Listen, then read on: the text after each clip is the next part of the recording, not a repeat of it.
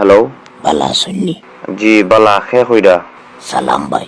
ওয়ালাইকুম আসসালাম। জি না, আমার নাম সালাম। জি খবর একটা পাইলাম ভাই, আপনারা বাজারঘাট পেট্রোল পাম্পের ওখানে বুঝি খুব বড় একটা ক্রিকেট টুর্নামেন্টের আয়োজন করছে। জি ভাই, এটা তো অগাস্টের 1 তারিখ থেকে খেলা শুরু হয়ে যাব।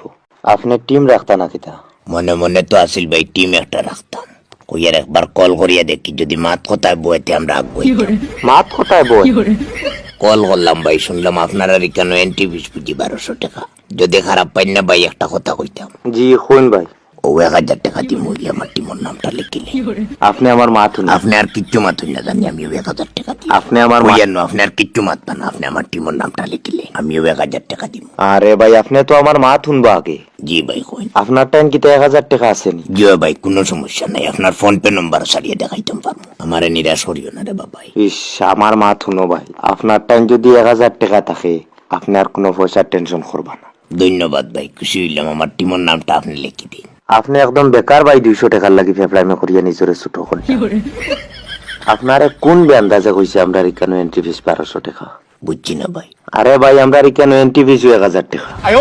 আপনি একদম বেকার ভাই, 200 টাকার লাগি ফেফড়াইমে করিয়া নিজরে ছোট করেন।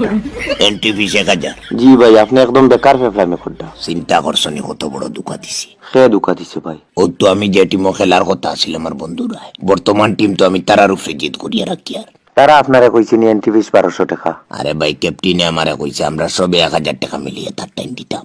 হে বুঝি 1,200 দিলেই। আর এখন শুনি এন্ট্রি ফিস 1000।